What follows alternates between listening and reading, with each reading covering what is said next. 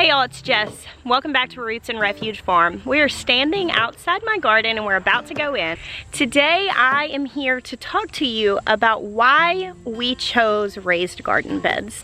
I was tempted to wait to make this video until my garden was not in the throes of transitioning between summer and fall. It is a mess. But then I thought, you know, I think maybe there is some value to that. You're going to see nice weedy walkways and overgrown plants and diseased tomatoes that need to be pulled out. And that is the reality of gardening sometimes. My garden is around 10,000 square feet total, the whole fence. And a third of that is in the ground. That was an experiment that we did just this year. The other 2/3 are raised garden beds. We have beds of all lengths, several that are 48 feet long like this. There are 6 of those. We have 4 12-foot beds here, one that's 26 foot, one that's 22 foot, and down on the other end there are I think 7 or 8 4x4 foot beds. I love to garden. I love to grow food, and I don't ever want to stop learning about it. So we are actually planning to put in a very large Back to Eden garden in our backyard, as well as work more with soil amendments here in the in-ground portion of this garden to use that for things like berry bushes. But I love that I have the foundation of a very large raised bed garden, because it is my favorite way to garden. I still plan on doing the other ways of gardening because I want to learn different ways to grow food and how to empower other people to do so sustainably. And raised beds aren't really the most sustainable way to garden because you do have to build something, bring in soil, but I am completely convinced that they are the easiest way to garden. So let me tell you all about why I think that. I made multiple efforts at gardening before I first tried raised garden beds. Multiple times I tried to grow things in the ground and in containers. I had more success in the containers than I did in the ground, but my first really successful gardening experience was in 2 4x4 foot beds that I positioned right out my front door. After that went well, we added a little bit more space the next year, and the year after that we began building this really large garden, which we did over the course of a couple of years. Now, I believe that raised garden beds are easy to learn in because you get to control so many of the factors. For one, you get to choose the soil that is in your beds. By making sure that you start out your garden with good, well-draining soil, you guarantee that you don't have to deal with compaction and clay and heavy soils and all the issues that can ensue in that. We actually bought our soil by the truckload and hauled it to these beds. However, you could fill it up with bags if you were doing a smaller effort.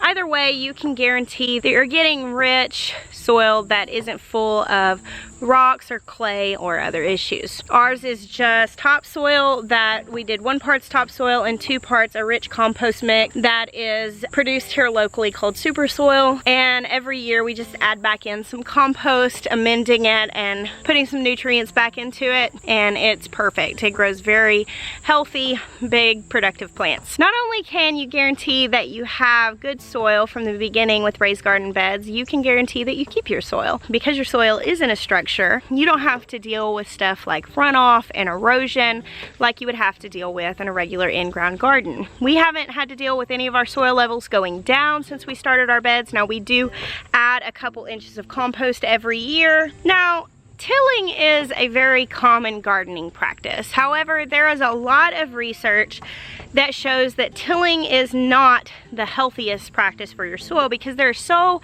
many living organisms that live inside of soil that are beneficial to your soil health, especially if you are interested in organic gardening, that coming in and disrupting that habitat is not a good thing. So in raised garden beds, because the soil doesn't get compacted because there's no one walking on it, you are able to typically just hand cultivate your soil in order to plant it. You can add in your compost, kind of mix in that top without having to till. Now, with raised garden beds, you don't have to till because the soil doesn't become compacted because no one walks on it. Every year, whenever you add in your compost, all you ever really need at most is like a small hand cultivating tool to mix in the top few inches, so the ecosystem of your soil gets to be left undisturbed. I hear this argument come up a lot in defense of raised garden beds, and I can't agree more. Raised garden beds are physically easier to garden in. Our garden beds are only 18 inches up, but it makes a huge difference in just being able to bend over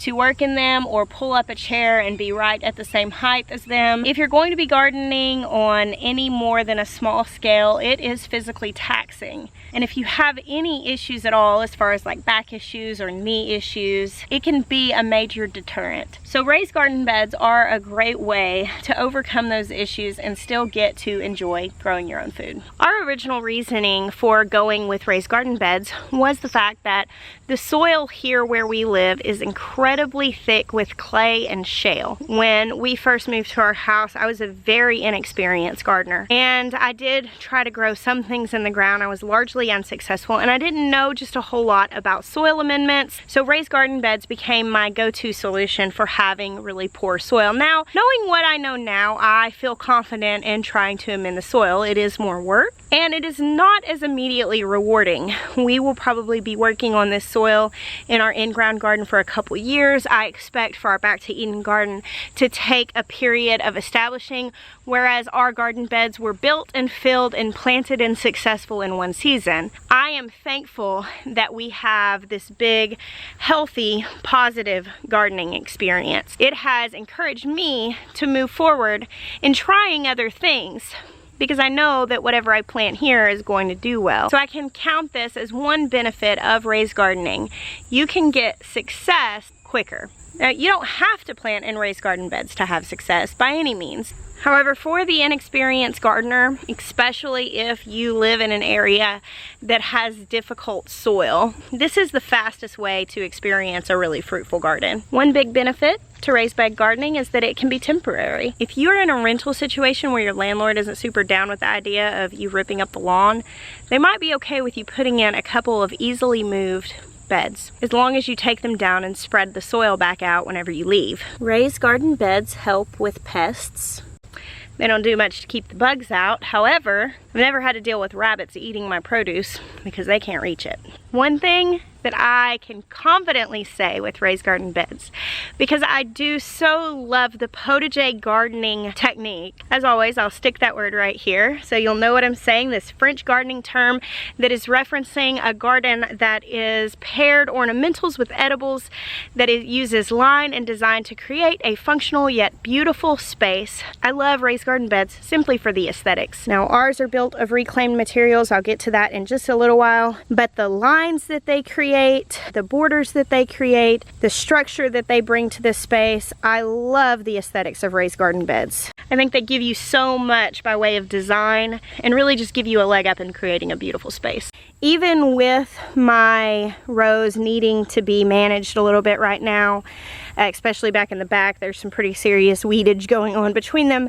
It is very much easier to keep the weeds down in your walkways in a raised bed garden rather than in an in-ground garden. We're planning on mulching our walkways eventually, probably by next season. Up until this point, we've just come through with a weed eater and maintained them that way. And it's quite simple. I can have my son do it, who is 12, and not worry that he's going to cut anything down. I do not have him weed eat in the in-ground garden because it's just too easy to accidentally take out plants. But here it's quite simple. You just go through and cut your grass down. And last but not least, but possibly the most important factor as to why I think raised garden beds are the best option for someone who seriously wants to garden, is that I think that there's power in making an investment in something that you want to be an important factor of your life. Because gardening is hard work. And because in gardening you are guaranteed to run into some big discouragements. Things aren't always going to go your way. Sometimes it's going to be incredibly hot or incredibly dry, or your favorite plant that you're most looking forward to is going to die, or you are going to be overwhelmed with pests. There will be these things. I promise you, in gardening you're going to run into things that might make you second guess if it's something you really want to do. However, I thoroughly believe that when we know we we are planning on doing something that is hard but worthy, if we will take the initiative to make an investment on the front end as insurance against ourselves, it will help carry us through those moments when we want to quit. Now, I understand that putting in raised garden beds is an investment. Our garden beds were built on a budget, largely out of reclaimed materials. However, they were a time investment. It took a lot of work to get them in. And so whenever the moments came that I was very discouraged and I wanted to quit, quitting wasn't worth giving up what we had put into it. So I kept going. And I was always glad that I did. Just some really basic guidelines, or kind of what's common in raised garden beds. You can do whatever you want. We used reclaimed materials.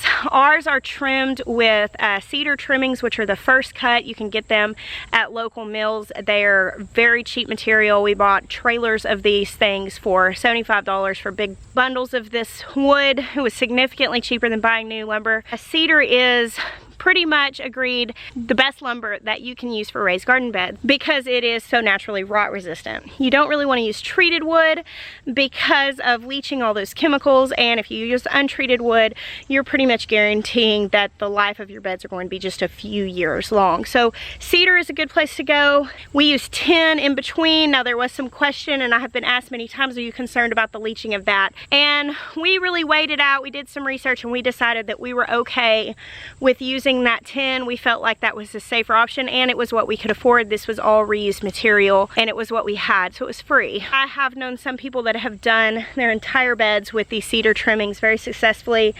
We used cedar posts. My sweet husband Maya, he did a video very in-depth telling how we built these beds, and so I will plug it in right up here and put the link down below if you'd like to check that out. It is a really informative video explaining exactly how we put these together. Really common depth for raised garden beds is 12 to 18 inches. That gives you enough space to plant pretty much whatever you would want, and it gives you all the benefits of having raised beds. The non-compacted soil, bringing your soil in, weed control, pest control, all of those things. Like I said, our beds are 18 inches. They are not completely full because we wanted to leave a lot of space to be able to add compost in. Now, you can make garden beds as deep as you would like. I've known several people to make them waist height, especially people who have really bad back issues because they cannot bend over at all.